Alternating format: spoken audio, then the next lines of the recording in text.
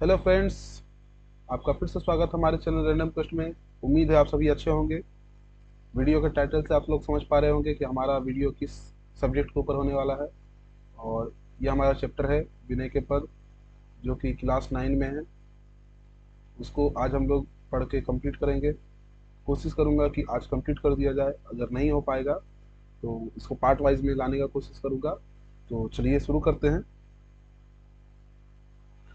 विनय के पद, मैं चैप्टर को शुरू कर रहा हूँ। लेखक परिचय में आप लोगों को ऊपर छोड़ रहा हूँ, आप लोग इसको पढ़ लीजिएगा।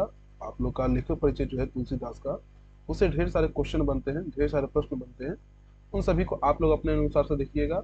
जहाँ पे आपको समस्या आए उस समस्या का समाधान मैं करूंगा। आपको फिलहाल जो पढ़ाया जा रहा है उसको जानिए। पहले एक बार मैं इस पद को पढ़ देता हूँ। संख्या 1। ऐसी मूढ़ता या मन की, परी हरि राम भक्ति सुर सरिता, आस करत ओशकन की, धूम समूह निरखी चातक ज्यों, त्रिषित जानी मति घन की, नाहि तह शीतलता न बारी, पुनि हानि होत लोचन की, ज्यो गचकाच बिलो की सेन जड़, छह अपने तन की, टूटत अति आतुर आहार बस क्षति विसारी आनन की, कहलो कहो कुचाल कृपा निधि, जानत हो गति जन की, तुलसीदास प्रभु हरहु दुसह दुख, करहु लाज निष्पन की। तो यहाँ हमारी कविता है। आइए सबसे पहले हम कविता के शब्दों का अर्थ देखते हैं। तो कुछ कुछ शब्द का अर्थ तो आपको ऐसे ही आपको समझ में आ रहा होगा। जैसे कि पहला जो शब्द है ऐसी, ऐसी मतलब इस तरह की। मूर्खता, मूढ़ता का अर्थ होता है हमारा मूर्खता। आप लोग कॉपी पेन लेकर के बैठिएगा और जो नोट कराया जा रहा है उसको नोट करते रहिएगा। अगर कॉपी पेन लेकर के नहीं बैठ रहे हैं तो आपका जो बुक है उसमें ये सब नोट करते रहिएगा, जिससे कि आप लोग जब दोबारा इन पाठ को पढ़िएगा तो आपके लिए आसानी होगी। मूर्ता का अर्थ होता है मूर्खता। या का अर्थ होता है इस। मन का अर्थ तो मन ही होता है ना। परिहरि का अर्थ होता है त्याग कर। परिहरि का अर्थ क्या होता है? त्याग कर। राम भक्ति मतलब राम की भक्ति। सुर सरिता, सुर सरिता का दो अर्थ होता है। एक, इसका शाब्दिक अर्थ देवों की नदी, और इसका एक वास्तविक अर्थ गंगा। गंगा को देवों की नदी कहा जाता है। आस, इसका अर्थ होता है आशा। करत का अर्थ होता है करना। ओश कर्ण, यानी कि ओश की बूंदे। ओश की बूंदे। इसके बाद धूम का अर्थ होता है धुआं, और धूम समूह का अर्थ होता है धुएं का गुब्बार। ठीक है, धुएं का गुब्बार, धुआं का गुब्बार।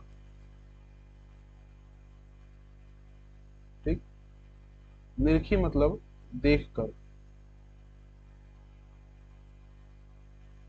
देख कर। चातक एक पक्षी है, इसके बारे में मैं आपको खास करके बतलाऊंगा। ज्यों का अर्थ होता है जब।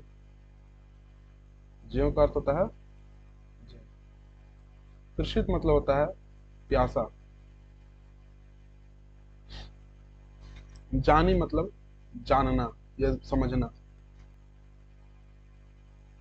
और जानी का अर्थ होता है जानना, समझना। मति का अर्थ होता है मन। यहाँ पे धन नहीं, यहाँ पे घन होगा, इसको सही कर लीजिएगा। घन, घन घन। घन का अर्थ होता है बादल। इसके बाद नहीं का अर्थ तो आप जानते ही है क्या होता है। नहीं। तह मतलब होता है वहां। तह का अर्थ क्या होता है? वहां। शीतलता का अर्थ होता है ठंडक। ठीक। शीतलता का अर्थ होता है ठंडक। न का मतलब ना। बारी का अर्थ होता है जल। पुनि अर्थ होता है फिर। हानि का अर्थ होता है नुकसान। होत मतलब होना। लोचन मतलब नेत्र, यानी आंख। ज्यो का अर्थ मैंने अभी आपको बतलाया था। ज्यो का अर्थ क्या होता है? जब। गच कांच, ज्यो का अर्थ क्या होता है? जब। गच कांच, गच कांच का अर्थ होता है कांच की फर्श, कांच की फर्श। बिलोकी मतलब देख कर। सेन, शेन का अर्थ होता है गरुड़, सेन का अर्थ होता है गरुड़। जड़ का अर्थ होता है मूर्ख, यानी मूर्ख गरुड़। सेन जड़ माने मूर्ख गरुड़। गरुड़ मतलब समझते हैं तो चील या बाज, उसको हम लोग गरुड़ बोल देंगे, ठीक है, फिलहाल के लिए चील या बाज जो है, खास करके बाज के लिए आता है, आप लोग देख लीजिए। इसके बाद छाह का अर्थ होता है परछाई या प्रतिबिंब, प्रतिबिंब अथवा परछाई। अपने मतलब अपने, तन मतलब शरीर। टूटत मतलब हमला करना या बोल सकते हैं आक्रमण करना। अति मतलब अति आतुर मतलब बहुत उत्साहपूर्वक। अति मतलब था बहुत, आतुर मतलब था उत्साह, यानी कि अति आतुर मतलब बहुत उत्साह पूर्वक या बहुत उत्साह से, ठीक। आहार का अर्थ होता है, आहार जो है इसका अर्थ होता है भोजन। आहार बस मतलब भोजन के लिए, ठीक। इसके बाद क्षति, इसका अर्थ होता है हानि या नुकसान, नुकसान। विसारी, इसका अर्थ होता है भूल कर। आनंद का अर्थ होता है सिर, ठीक। कहाँ मतलब होता है कहाँ, कहाँ लो, कहाँ लो मतलब ये जो शब्द है देखिएगा, कहाँ लो मतलब कहाँ तक, कहाँ मतलब कहाँ, लो मतलब तक, मतलब कहाँ तक। कहो, कहो का अर्थ होता है, ये जो कहो है इसका अर्थ होता है कहूँ। कुचाल, कुचाल मतलब बुरी अवस्था, ना खराब अवस्था, खराब चाल। कृपा निधि यानी कृपा के भंडार, दया के भंडार। जानत का अर्थ होता है जानते, ना जानत हो मतलब जानते हो, जानत हो, जानत हो मतलब जानते हो। गति यानी अवस्था। जन की, गति माने अवस्था, जन की मतलब आपके भक्तों की, भक्त की या लोगों की, ठीक है, लोगों की या भक्त की, ठीक। तुलसीदास का अर्थ, तुलसीदास प्रभु का अर्थ यहाँ पे राम, ठीक। हरहु मतलब समाप्त करो, हरहु मतलब समाप्त करो या हर लो। क्या हर लो? दुसह दुख, दुसह मतलब जो सहन ना हो, दुसह का अर्थ जो सहन ना हो। दुख का मतलब तो आप जानते ही हैं। करहु मतलब कीजिए, ना क्या कीजिए, रक्षा कीजिए, लाज की रक्षा कीजिए, अपने सम्मान की रक्षा कीजिए। रक्षा कीजिए किसकी? सम्मान की या लाज की? किसकी? सम्मान की, लाज की। तो निज पण, निज पण मतलब था अपने वचन, पण मतलब था शब्द है प्रण, इस प्रण से पण शब्द बना है। तो निज पण मतलब अपने प्रण, अपने वचन की रक्षा करे ना। तो चलिए ये हमारा शब्दार्थ था। अब हम लोग इसका एक अर्थ देखते हैं, ठीक। चलिए इसको अर्थ को देखते हैं। ऐसी मूढ़ता या मन की। आप लोग जानते हैं कि तुलसीदास एक सगुणोपासक कवि हैं। सगुणोपासक कहने का तात्पर्य है कि वह ऐसे ईश्वर की पूजा करते हैं जो कि दिखाई पड़ते हैं, जिनका गुण होता है, जिनका आकार होता है, जिनका रूप होता है। वह ईश्वर जिनका रूप हो, जिनका आकार हो, जिनका गुण हो, वैसे ईश्वर को सगुण ईश्वर कहा जाता है और उनके भक्तों को सगुणोपासक कहा जाता है, ठीक। एक और प्रकार के भक्त होते हैं जो वो इस उस ईश्वर को मानते हैं जो कि जिसका गुण ना हो, जिनका रूप ना हो, जिनका आकार ना हो, मतलब जिनका स्वरूप ना हो, ठीक है। अब इसी चीज को लेकर के तुलसीदास चूंकि अपने पक्ष को रखते हुए कहते हैं कि ये जो मन है ये काफी मूर्ख है। यहाँ पे मन दो अर्थ में है। एक, तुलसीदास अपने बारे में कहते हैं कि मेरा मन मूर्ख है, और एक जो निर्गुण उपासक है उनके बारे में कहते हैं कि उनका मन मूर्ख है। कहने का तात्पर्य क्या है समझिएगा, मन की मूर्खता कैसे साबित हो रही है।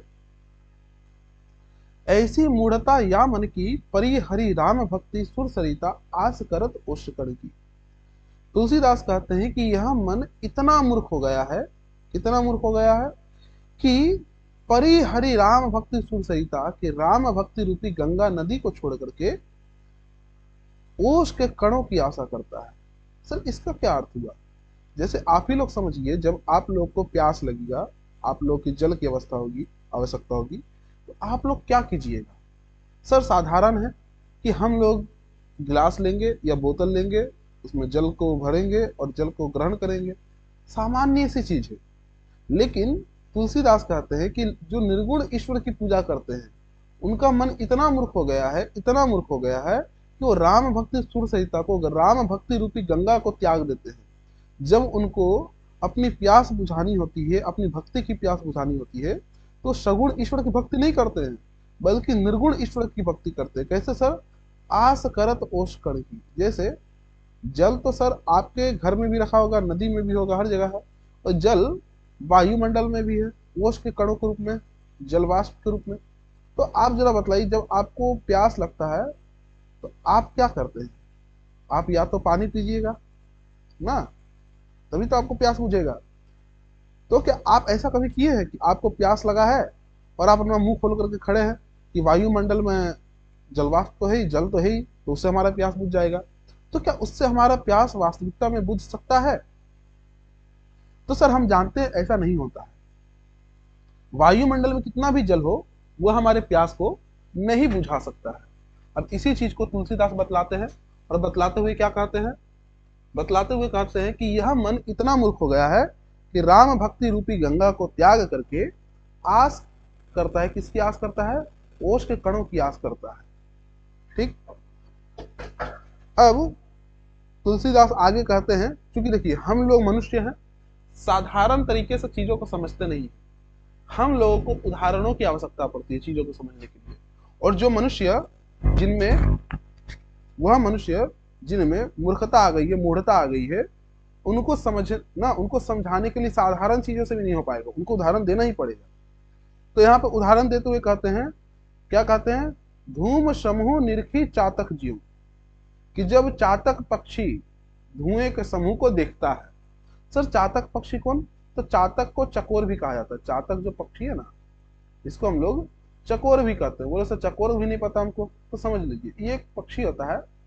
इस पक्षी के बारे में कहा जाता है कि जब स्वाति नक्षत्र की बूंदे गिरती है तो जाकर के इसका प्यास बुझता है। अब ये क्या होता है उतना समझने की दरकार नहीं है, साधारण चीजों को समझिए। साधारण चीजें क्या कहती है? साधारण तौर पर इसको कहा गया है कि जब वर्षा होता है तब ये चातक पक्षी अपनी प्यास बुझाता है। जमीन में पड़ा हुआ जल ये नहीं पिएगा। समझिए क्या अहंकार, क्या एटीट्यूड ना, कि जमीन में पड़ा हुआ अगर जल है तो उसको ये ग्रहण नहीं करेगा, बल्कि क्या ग्रहण करेगा?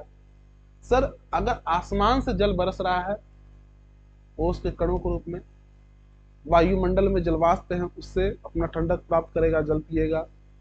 बरसात हो रही है तो उसको पी करके जीवित रहेगा। परंतु जल जो कि जमीन में पड़ा हुआ है और भंडार पड़ा हुआ है, उसको वो नहीं पिएगा। ठीक है। चकोर के बारे में और भी अन्य कथाएं हैं, जैसे कि कहा जाता है कि ये हमेशा जोड़े में रहेगा, चकोर और इसका एक और जोड़ा रहेगी ना, दोनों हमेशा जोड़े में रहते हैं, और दोनों को शीतलता प्राप्त करनी होती है, ठंडक प्राप्त करना होता है। इस ठंडक की प्राप्ति के लिए, इस शीतलता की प्राप्ति के लिए ये लोग चाहते हैं कि किसी तरह से उड़ करके चांद तक पहुंच जाए। वैसे चांद में पहुंचने से ठंडक लगेगा, ये आपको पता है, हमको पता है कि चांद में पहुंचने से कोई ठंडक लगता नहीं। क्या होता समझिए, होता यह है कि इनको भ्रम होता है। भ्रम यह होता है कि सुबह को चूंकि सूर्य नजर आता है, सूर्य के नजर आने के कारण, सूर्य के दिखने के कारण ना हम लोग को गर्मी लगता है। ये चातक पक्षी को ऐसा भ्रम होता है। और जब रात होता है तो चंद्रमा निकलती है, जिसके कारण ठंड लगता है। चातक को ऐसा अनुभव होता है कि चंद्रमा में क्या है? ठंडक है। यह उड़ करके वहां तक जाना चाहता है। कहा जाता है कि चातक हमेशा जोड़ा में उड़ते हैं, और आपको पता है कि चांद तक उड़ के जाना संभव नहीं है। जब ये उड़ करके जाएंगे तो जाते जाते क्या होगा, कोई ना कोई पहले थकेगा जोड़ा में से, और वो गिर करके मृत अवस्था में पहुंच जाएगा। अब उसके मरने के बाद जो दूसरा उसका जो जोड़ा है वो आएगा उसके सामने, उसको देखेगा, मरा हुआ पाएगा, और उसके सामने फूट फूट करके रो रो करके वहीं पे अपने प्राण त्याग देगा। तो समझिए चातक चकोर पक्षी के बारे में ये कहा जाता है। और भी अन्य कथाएं हैं, लेकिन आप लोग ये समझिए कि चकोर पक्षी, चातक पक्षी कभी भी जमीन में पड़ा हुआ जल नहीं पिएगा, उसको हमेशा वायुमंडल में जल चाहिए। चाहे वो बादल से मिले, चाहे वायुमंडल से मिले, चाहे बरसात के बूंदों से मिले, उसको हवा में जो जल है उसी को वो ग्रहण करेगा। जमीन में पड़ा हुआ जल वो ग्रहण नहीं करता है। इसलिए बोला गया कि धूम समूह निरखी चातक जीव।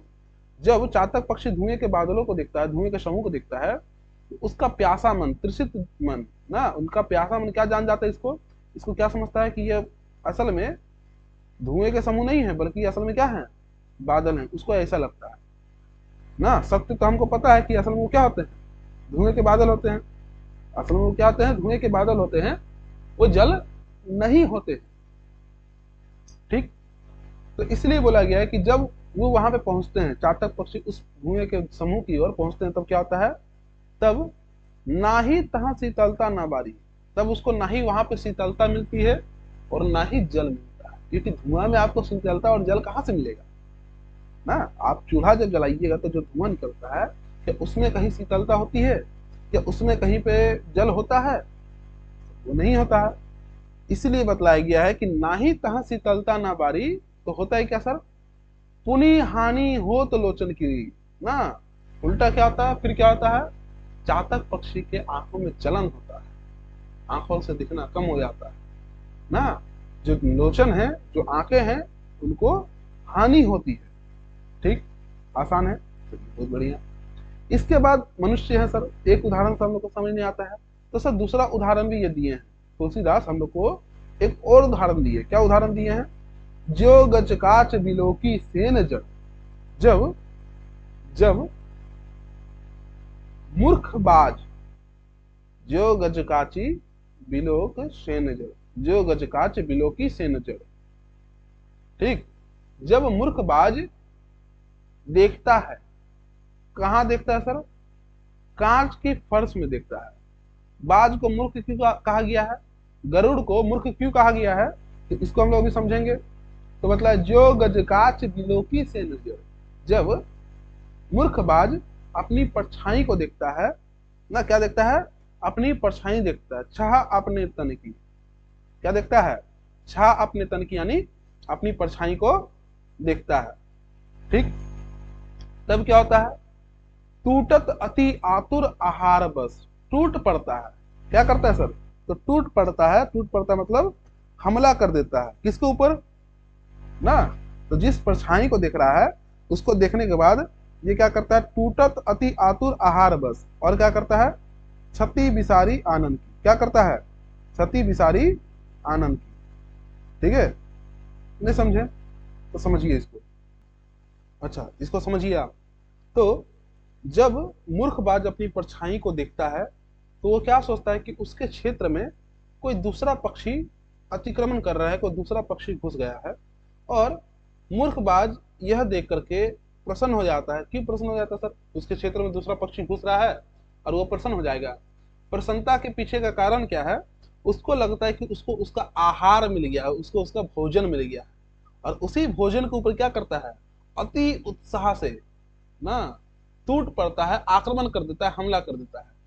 लेकिन आप सोचिए, जो बाज दूसरे पक्षी को देख रहा है, क्या असल में वहां पे कोई दूसरा पक्षी है, असल में ये तो बाज का ही प्रतिबिंब है, असल में ये क्या है, बाज का ही प्रतिबिंब है। और जब वह उसके ऊपर हमला करता है, मतलब कांच के फर्श के ऊपर हमला करता है, तो क्या होता है, वह भूल जाता है कि यह उसी का सिर है, यह उसी का चेहरा है, यह उसी का शरीर है, और क्या कर देता है, क्षति कर देता है। किसको क्षति करता है, अपने सिर को। जब उसके ऊपर हमला कर देता है तो क्या होता है, बाज का सिर टूट जाता है, बस चोंच टूट जाता है ना। अब देखिए कितना समस्या है, लोग सत्य को पहचान ही नहीं पा रहे हैं, लोग सत्य को पहचान ही नहीं पा रहे कि असल में सत्य क्या है। लोग भ्रम में ही पड़े हुए हैं ना, वास्तविकता को जान ही नहीं पा रहे, इतना मूर्ख हो चुका है मन। इसीलिए तुलसीदास अपने प्रभु से विनती करते हैं और बोलते हैं, कहलो कहो कुचाल कृपा निधि ना, कि हे कृपा निधि, हे दयालु, हे दया के भंडार, कहां तक इस प्रकार की अवस्था को कहें। यह जो कुचाल है, इसको कहां तक कहा जा सकता है, कितना कहा जा सकता है। ये तो मात्र दो उदाहरण हुए अन्य ना जाने कितने उदाहरण भरे पड़े हैं मन की मूर्खता के ना। जानत हो गति जन की, आप तो हर व्यक्ति की अवस्था को जानते ही हैं। आप हर व्यक्ति की अवस्था को, हर जन की गति को आप तो जानते ही हैं। इसलिए तुलसीदास कहते हैं, तुलसीदास प्रभु हरहु दुषा दुख। तुलसीदास क्या कहते हैं कि हे प्रभु, ये जो दुषा दुख है इसको हर लीजिए, इसको समाप्त कर दीजिए ना। क्यों समाप्त करना है? क्योंकि यह ईश्वर ने खुद कहा है कि जब दुख बढ़ेगा, जब पाप बढ़ेगा, जब अधर्म बढ़ेगा, तब ईश्वर ना अपने भक्तों की रक्षा करेंगे। ठीक है, ईश्वर ने खुद वचन दिया था भागवत गीता में और भी अन्य ग्रंथों में कि ईश्वर क्या करते हैं, अवतार लेते हैं और सभी प्रकार के दुख, सभी प्रकार के कष्ट, सभी प्रकार के बंधनों से लोगों को मुक्त करते हैं, साधु व्यक्ति का उत्थान करते हैं, सज्जन व्यक्तियों का उत्थान करते हैं और पाप कर्मियों का ना संहार करते हैं। इसलिए हमें बतलाया, तुलसीदास कहते हैं, तुलसीदास प्रभु हरहु दुषा दुख। तुलसीदास कहते हैं कि हे प्रभु, यह जो दुषा दुख है इसको हर लीजिए, इसको समाप्त कर दीजिए। और क्या कीजिए, करहु लाज निजपन की, और अपने प्रण, अपने वचन की लाज रखिए, अपने प्रण की रक्षा कीजिए, अपने वचन की लाज रखिए। तो उम्मीद है ये आपको समझ में आया होगा। अब हम लोग आते हैं अपने दूसरे पद में। चलिए एक बार दूसरे पद को हम लोग पढ़ लेते हैं। माधव मोह फांस क्यों टूटे, बाहर कोटि उपाय करिए, अभियंतर ग्रंथि न छूटे। घृत पूरन करहा अंतर्गत, शशि प्रतिबिंब दिखावे, ईंधन अनल लगाए कलपसत, ओटत नाश न पावे। तरु कोटर मह बस विहंगम, तरु काटे मरे न जैसे, साधन करिए विचारहीन, मन शुद्ध हुई नहीं तैसे। अंतर मलिन विषय मन अति, तन पावन करिय पखारे, मरे न उरग अनेक जतन, वाल्मीकि विविध विधि मारे। तुलसीदास हरि गुरु करुणा बिनु, विमल विवेक न होय, बिनु विवेक संसार घोर निधि, पार न पावे कोई। ठीक, तो ये हमारे सामने दूसरा पद दिया गया है। अब इस पद का हम लोग क्या करेंगे, शब्दार्थ देखेंगे। तो सबसे पहला शब्दार्थ हम लोग देखेंगे माधव। माधव का अर्थ क्या होता है? माधव का अर्थ होता है राम। या माधव का अर्थ तो कृष्ण होता है, लेकिन यहाँ पे हम लोग राम रखेंगे। ठीक है। मोह क्या होता है इसको हम लोग समझेंगे। बहुत लोग बोलते हैं मोह का अर्थ माया होता नहीं, मोह और माया अलग अलग चीज है। फांस का अर्थ होता है बंधन। फांस का अर्थ होता है बंधन।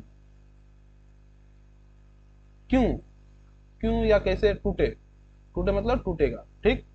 बाहर कोटि उपाय करिए। बाहर तो आप जानते ही हैं, कोटि का दो अर्थ है, एक करोड़ों और एक प्रकार। यहां पे अर्थ है करोड़ों।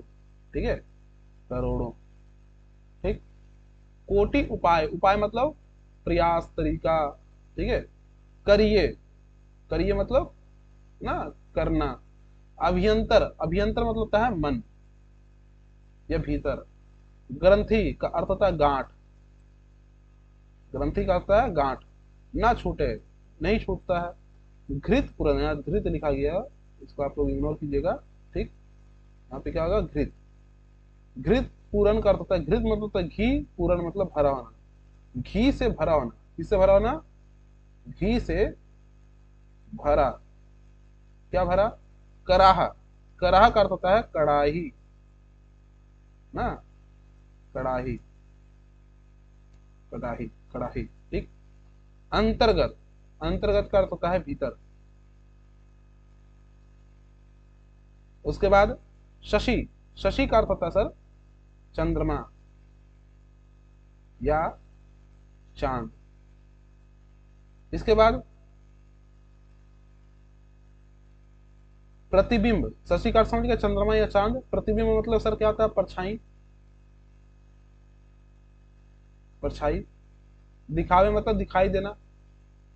ईंधन, ईंधन मतलब लोग जानते हैं सर क्या होता है? जो जलावन की जो चीजें होती हैं, जैसे लकड़ी, कोयला। ठीक, ये सब क्या होता है? ईंधन। अनल का अर्थ होता है सर आग। अनल का अर्थ क्या होता है? आग। लगाए मतलब लगाना। कलपसत, कलपसत मतलब गुस्से से ना, हिंसा दिखाना वहां पे। ओटत, ओटत मतलब क्या होता है सर? मिलाना, ओटना। ठीक है। नाश, नाश मतलब समाप्त, नाश मतलब समाप्त या नष्ट, नाश मतलब क्या होगा, समाप्त अथवा नष्ट। इसका बाद तरु का अर्थ होता है पेड़, कोटर का अर्थ होता है घर ना, पेड़ के भीतर में घर बन जाता है, तो सब पेड़ के भीतर घर कैसे बनेगा, तो जैसे समझिए यह पेड़ है ना, ये क्या है, बच्चों वाली ड्राइंग पेड़ है। कभी कभी क्या होता है इस पेड़ के भीतर में इस तरह से खोखलापन देखने को मिल जाता है, इस तरह से पेड़ जो है खोखला हो जाता है अंदर से, ठीक है, इस तरह से खोखला हो जाता है, कहीं कहीं पर खोखला हो जाता है, इसको हम लोग बोलते हैं तरु कोटर, क्या बोलते हैं, तरु कोटर बोलते हैं। मह मतलब होता है मे, मह का अर्थ होता है मे, इन ना, अंग्रेजी में इसको हम लोग इन बोल देते हैं, वही इन या मैं, ठीक। बस, बस मतलब वास करना, वास करना, वास करना क्या था सर, रहना, वास करना मतलब रहना। कौन, विहंग, विहंग माने होता है सर पक्षी, चिड़िया, परिंदा, ठीक। तरु का अर्थ होता है सर पेड़, अभी तो जस्ट पढ़ा था हमने। काटे मतलब काटने पर, मरे मतलब मरना, ठीक है। साधन, साधन मतलब उपाय। करिय, करिय मतलब, करिय मतलब करना। विचारहीन, विचारहीन का अर्थ क्या होता है, बिना सोचे समझे, विचारहीन माने बिना सोचे समझे,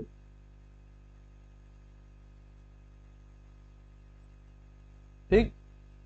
इसका बाद मन का अर्थ होता है मन, शुद्ध का अर्थ होता है शुद्ध यहाँ पे होई होगा, होई, होई ना, होई, होई मतलब होना, नहीं मतलब नहीं, तैसे मतलब तैसे वैसे, ठीक है। ये सब आसान आसान है। अंतर, अंतर मन होता है मन, अंतर का अर्थ क्या होता है, मन। मलिन ना, अंतर मतलब हो जाता है भीतर या मन, यहाँ पे हम क्या लिख लें, भीतर लिखे, अंतर माने भीतर। मलिन का अर्थ होता है मैला, मलिन का अर्थ क्या होता है, मैला। विषय, मलिन विषय मतलब मैला विषय, या बुरा विषय, गंदा विषय ना। इच्छाएं, विषय का अर्थ होता है इच्छाएं, विषय का अर्थ हम लोग क्या लिखेंगे, इच्छाएं, बुरी इच्छाएं, ठीक है। मन, मन का अर्थ तो मैंने पढ़ा था, मन होता है अति मतलब अधिक, बहुत ज्यादा। तन का मतलब होता है शरीर, पावन मतलब होता है पवित्र, पावन का अर्थ क्या होता है, पावन माने पवित्र, ठीक।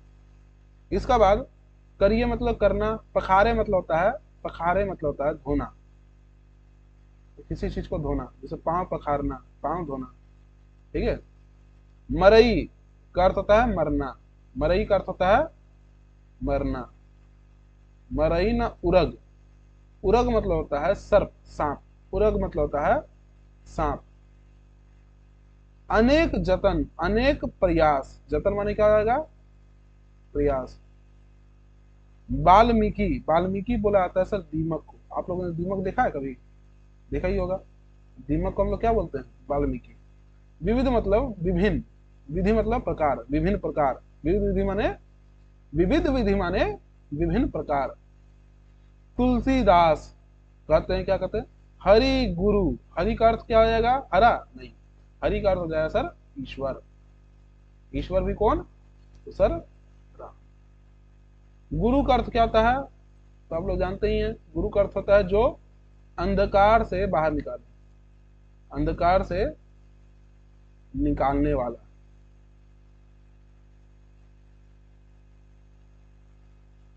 मतलब सही मार्ग पर लाने वाला, ज्ञान देने वाला, उसको हम क्या कहते हैं, गुरु। करुणा मतलब दया, बिनु मतलब बिना।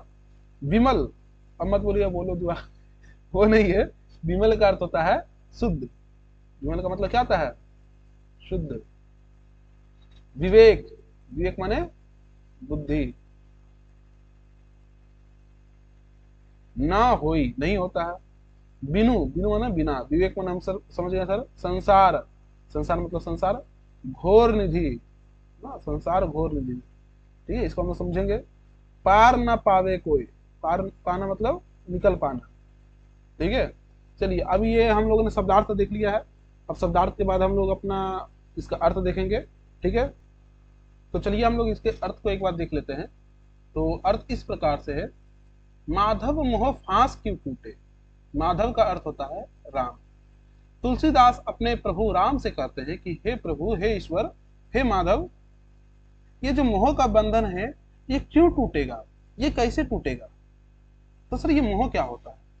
तो समझिए दो शब्द में लोग कंफ्यूज हो जाते हैं, दो शब्द में लोग फंस जाते हैं। एक होता है मोह और एक होता है माया। तो सर मोह का अर्थ क्या होता है और माया का अर्थ क्या होता है। मोह का अर्थ समझ लीजिए, मोह एक बंधन के जैसा होता है और माया एक पर्दे के जैसा होता है। बंधन जो हमको बांध करके रखता है, कहीं जाने नहीं देता है, और माया जो हमको कुछ देखने नहीं देता है। नहीं समझ में आया। इसका और एक तरीका चलता है। मोह का अर्थ होता है वह गुण या वह इच्छा, समझ लीजिए जैसे आपके पास मैं आपको अगर एक मोबाइल गिफ्ट करूंगा तो ये किसको किसको चाहिए। आप बोलिए सर हमको चाहिए, ये हमको चाहिए। क्यों चाहिए पता नहीं, लेकिन हमको चाहिए। ठीक, एक मोबाइल रहेगा, वो मोबाइल किसको चाहिए, तो बोलिए सर हमको चाहिए ना। अब अगर मैं कहूंगा कि आप लोग मुझे अपना अपना मोबाइल दे दीजिए, तो क्या आप देंगे। उसने हम अपना मोबाइल क्यों देंगे। ठीक है, समझ लीजिए, यानी जो चीज हमारे पास है वो चीज हमसे खो ना जाए, जो चीज हमारे पास है वो चीज हमसे दूर ना हो जाए, उस चीज की इच्छा को हम लोग बोलते हैं मोह। जैसे आप लोग के पास कोई खिलौना है, उस खिलौने से खेल रहे हैं, कोई आपसे आकर के छीन ना ले, ये आपके लिए मोह है। आप दोपहर का टाइम है, स्कूल में है, लंच कर रहे हैं ना, चाउमीन पास्ता मैगी कुछ ना कुछ लाए हैं, किनारे में एकदम छुप करके खा रहे हैं ठीक है, कि आपका कोई दोस्त आकर के आपसे वो छीन ना ले, तो आपका खाने के प्रति क्या है, मोह है। ठीक, लेकिन अगर आपका दोस्त टिफिन में कुछ लेकर के आ रहा है और आपको पता चल गया कि ये क्या टिफिन में लाया है, अब वो चीज आपको प्राप्त करनी है, तो जो प्राप्त करने की जो इच्छा होती है इसको बोलते हैं माया। जो खो ना जाए इस चीज का जो भय है इसको बोलते हैं मोह। ठीक, यानी जो चीज मेरे पास है वो मेरे पास ही रहे, ये मोह कहलाता है। जो चीज किसी और के पास है वो मेरे पास आ जाए, वो माया कहलाता है। बस इतना आप लोग समझिए। ये बंधन और पर्दा वाला आप लोग कभी समझ में आएगा जब 10 में जाइएगा, तो वहां पे हम लोग इसको अच्छे से पढ़ेंगे। ठीक, अब यहाँ पे तुलसीदास अपने ईश्वर के प्रति समर्पित होते हुए कह रहे हैं कि हे माधव, हे राम, ये मोह का बंधन क्यों टूटेगा, कैसे टूटेगा, क्यों नहीं टूटेगा सर ना, अंबुजा सीमेंट का बना हुआ है क्या, नहीं। देखिए क्यों नहीं टूटेगा, कारण क्या है। बाहर कोटि उपाय करिए, अभ्यंतर ग्रंथि न छूटे। हम लोग क्या करते हैं, इस मोह से बचने के लिए, इस बंधन से बचने के लिए कई प्रकार के प्रयास करते हैं, कई प्रकार की मेहनत करते हैं। जैसे आपका अपने मोबाइल के प्रति मोह है, उसी मोह के कारण आप लोग पढ़ नहीं पाते हैं ना। अब आप सोचे क्या कि अब हम क्या करेंगे, पढ़ाई करेंगे। मोबाइल को अलमारी में बंद कर दिए, चाबी मार दिए और चाबी दे दिए मम्मी को, ठीक है, और बोले कि आज हम तो 10 घंटा पढ़ेंगे दिन भर, ये 8 घंटा दिन भर बैठ करके पढ़ेंगे। पढ़ने के लिए बैठ गए, लेकिन सारा मन किधर है, तो सर मोबाइल की ओर ना, कि एक बार मोबाइल देख लेते, किसी का मैसेज आया होगा, नोटिफिकेशन आया होगा। ठीक है, एक बार हम लोग क्या करते हैं, गेम खेल लेते हैं, फ्री फायर पबजी खेल लेते हैं, एक बार हल्का सा इंस्टाग्राम का जो रील है उसको स्क्रॉल कर लेते हैं। आपका पढ़ाई में मन नहीं है, मन कहाँ पे है, मोबाइल में। आपने उपाय तो किया, करोड़ों उपाय किया, लेकिन उपाय करने के बावजूद आपका मन आपके नियंत्रण में नहीं है। और यही कारण कि मन में जो गांठ बन जाती है, किसी चीज की मोह की जो गांठ बन जाती है, जो ग्रंथि बन जाती है, यह छूट नहीं पाती। ठीक है, क्योंकि हम प्रयास कहां पे कर रहे हैं, तो प्रयास कर रहे हैं सर बाहर। बाहर माने मन के बाहर, हम मन में प्रयास नहीं कर रहे हैं। मन लगा हुआ मोबाइल के पीछे, मन लगा हुआ मोह के पीछे। ठीक है, और हम क्या कर रहे हैं, बाहर ही बाहर से इसको बचने का उपाय कर रहे हैं, जिसके कारण हम लोग बच नहीं पा रहे हैं। और ये मन के भीतर का जो ग्रंथि है, मन के भीतर का जो बंधन है, ये बंधन टूट नहीं पा रहा है। अब आगे देखिए, घृत पूरन कराह अंतर्गत शशि प्रतिबिंब दिखावे, ईंधन अनल लगाए कलपसत ओटत नाश ना पावे। हम लोग क्या करते हैं, जैसे सोचिए चांद कितना सुंदर है, आपसे भी ज्यादा सुंदर है, तो आप सोचिए इस चांद की सुंदरता को हम मिटा देंगे कैसे? आप पूर्णिमा का दिन है, चांद पूरा खिला हुआ है, आप क्या किए, आप अपना घर से आप अपना घर से बाहर निकले और घर से बाहर निकल करके एक कढ़ाई ला करके बाहर में रख दिए, एक कढ़ाई बाहर में ला करके रख दिए और कढ़ाई के नीचे में क्या किए, आग लगा दिए। क्या किए? आग लगा दी। अब कढ़ाई किसी से भरा हुआ है? घी से। आपको लग रहा है कि इस घी में क्या होगा, चांद का प्रतिबिंब दिखाई पड़ेगा ना, चांद तक तो पहुंच नहीं सकते, यहाँ चांद आ गया। अब आप इसको क्या कर रहे हैं कि ईंधन तेल आग सब लगा करके इस तेल को गर्म कर रहे हैं, इतना गर्म कर रहे हैं कि ये जो चांद इसमें नजर आ रहा है ये जल करके नष्ट हो जाएगा। क्या मूर्खता है, ये मूर्ख की बुद्धि तो है। चांद को आप कैसे नष्ट कर सकते हैं, वो भी आपके कढ़ाई के भीतर में? जरा सोच के देखिए, आप अपनी कढ़ाई के भीतर में चांद को कैसे नष्ट कर सकते हैं? क्या ये संभव है? नहीं। क्यों? क्योंकि सर चांद कहीं और है, आप जला किसी और को रहे हैं। नहीं, आपका टारगेट कुछ और होना चाहिए, आपका लक्ष्य कुछ और होना चाहिए और कर कुछ और रहे हैं। आपका अगर हिंदी कमजोर है तो आप लोग हिंदी ही पढ़िएगा ना, कि सीधा मैथ उठा लीजिएगा कि सर हिंदी मेरा कमजोर, हम मैथ पढ़ेंगे। अरे ऐसा थोड़ी होता है ना। यानी आपकी समस्या जो है, समस्या का समाधान भी वही करना पड़ेगा। इसलिए बोला गया घृत पूरन कढ़ा अंतर्गत, घी से भरा वो कढ़ाई के अंतर्गत शशि प्रतिबिंब दिखावे, चांद की परछाई दिखाई पड़ती है। और हम क्या करते हैं, ईंधन अनल लगाए कलपसत, और हम लोग क्या करेंगे, आग लगा करके पूरा जोर से उसको क्या करेंगे, उसको जलाएंगे, उसको पूरा तेल आग, ठीक है, कोयला लकड़ी सबसे जलाएंगे और उस चांद को ओटेंगे। चांद को क्या करेंगे, ओटेंगे, उसमें छानने का प्रयास करेंगे, ओटने का प्रयास करेंगे। तो क्या चांद नष्ट हो जाएगा? नहीं होगा। ठीक, ये तो एक उदाहरण हुआ। दूसरा उदाहरण देखिए, हम लोग को लगता है कि हम लोग पाप कर्म से मुक्त हो जाएंगे, लेकिन ऐसा होता नहीं है। हम लोग एक पाप से मुक्त होते हैं तो किसी दूसरे पाप कर्म में फंस जाते हैं। एक मोह से मुक्त होंगे तो किसी दूसरे मोह में फंस जाएंगे। अब इसी कारण से तुलसीदास कहते हैं कि तरु कोटर मह बस विहंगम, तरु काटे मरे न जैसे। जैसे एक पेड़ में कोटर बना करके, एक पेड़ में घर बना करके जब कोई पक्षी रहता है तो हमको उसको मारने के लिए क्या करना पड़ेगा? पेड़ को काटने से क्या पक्षी मर जाएगा? नहीं, ऐसा तो नहीं होगा। क्यों नहीं होगा? क्योंकि आप एक पेड़ को काटिएगा वो दूसरे पेड़ में पहुंच जाएगा। आप एक मोह से बचने का प्रयास कीजिएगा तो दूसरे मोह में फंस जाइएगा। ठीक, आप एक पाप से बचिएगा तो दूसरे पाप में फंस जाइएगा। क्यों? इसके पीछे कारण क्या है? कारण बतलाया गया है, साधन करिए विचारहीन, मन शुद्ध हो ही नहीं तैसे ना। अब जैसे आपको मम्मी बोल रहा है कि बाबू बेटा परीक्षा आने वाला है ना, एग्जाम आने वाला है, पढ़ाई लिखाई ज्यादा करो, मोबाइल कम देखो। ठीक है, आप लोग मोबाइल से दूरी बनाइए, मम्मी ये बोल रही है।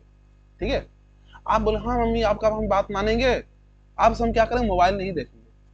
आप क्या किए, मोबाइल छोड़ करके टीवी देखना चालू कर दिए। अरे पागल ना, मम्मी भी है ना, जो मिला वो पिक करके मारेगी। ठीक है, तो समझिए आप ये क्या समझना है कि हम लोग उपाय करते हैं इन चीजों से बचने का, मोह और पाप से बचने का, किस प्रकार से विचार, बिना सोचे समझे ये उपाय करते हैं।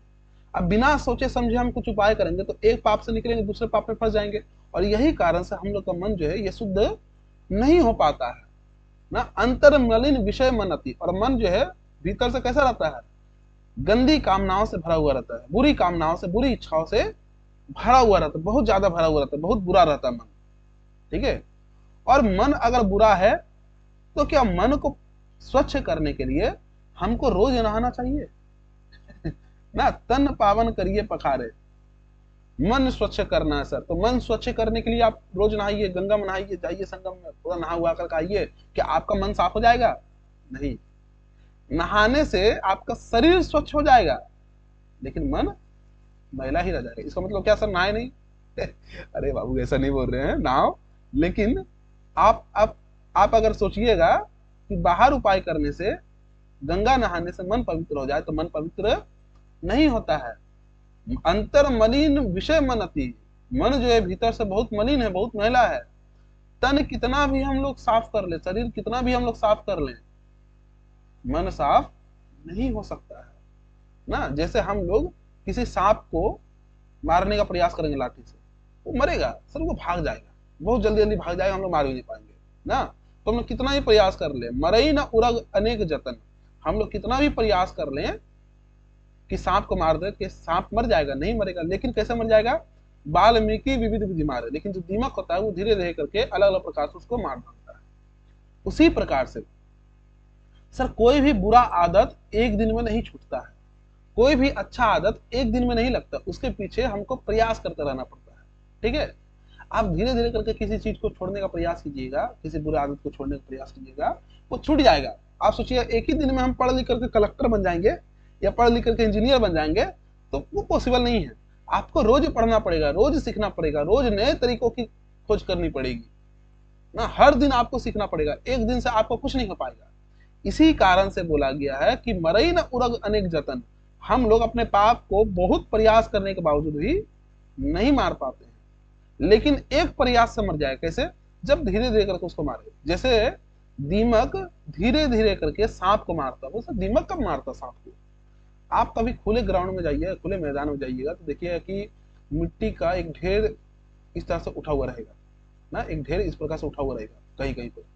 ठीक है, वहां पे असल में सांप का घर था, लेकिन अब उस घर में दीमक ने कब्जा कर लिया और सांप को वहीं पे धीरे धीरे करके मार दिया ना। आप जानते हैं कि दीमक एक परजीवी होता है, पैरासाइट होता है, ठीक है, उसको मार डालता है। खैर, इसका बाद तुलसीदास कहते हैं कि सर अगर हम लोग का मन पवित्र है तो ये मन पवित्र नहीं है, मन मैला है, तो ये मन पवित्र होगा कैसे? तो तुलसीदास कहते हैं हरि गुरु करुणा बिनु, हरि और गुरु यानी ईश्वर और गुरु जो अंधकार से हमको निकालता है, बिना उसकी दया के विमल विवेक ना हो। ये जो बुद्धि है ये पवित्र या विमल नहीं हो सकती है। और समझिए सर, अगर बुद्धि पवित्र नहीं होगी तो हमारे लिए समस्या क्या है? बिनु विवेक संसार घोर निधि, बिना शुद्ध बुद्धि का, बिना स्वच्छ बुद्धि का, बिना बोल सकते हैं कि विमल बुद्धि का, ये जो संसार घोर निधि है, संसार का जो बंधन है, इस संसार के बंधन से हम लोग पार नहीं पा सकते हैं। यानी इस मोह से हम छुटकारा नहीं पा सकते। हमको इस मोह से छुटकारा कब मिलेगा? जब ईश्वर की दया होगी, जब गुरु की दया होगी, तब जाकर के हम लोग इससे छुटकारा पा सकते हैं।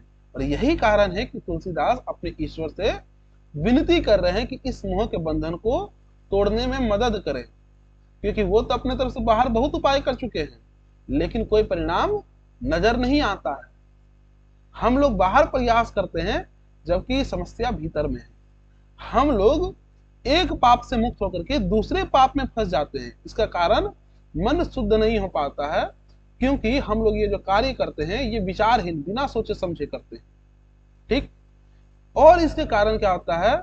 हम सोचते हैं कि एक ही दिन में हम अपने सारे मोह से, सारे बंधनों से छुटकारा पा लेंगे, तो ऐसा संभव नहीं हो पाता। हम लोग को विविध प्रकार से, अलग अलग प्रकार से प्रयास करते रहना पड़ता है। ठीक, मुझे लग रहा है कि आप लोग को वीडियो अच्छी लग रही होगी। अगर वीडियो अच्छी लग रही है तो आप लोग लाइक कीजिए, शेयर कीजिए अपने दोस्तों के साथ में, और चैनल को सब्सक्राइब कीजिए ताकि आपको लगातार ऐसी वीडियो मिलती रहे। तो चलिए, फिलहाल के लिए इतना ही। मैं था आकाश बर्मन और 4 वर्षों से अधिक से पढ़ा रहा हूँ। ये जो चैनल है Hindi, history, geography, political science, philosophy, economics, अन्य ऐसे विषयों से संबंधित वीडियो इस चैनल पर आप लोग को मिलती रहेगी।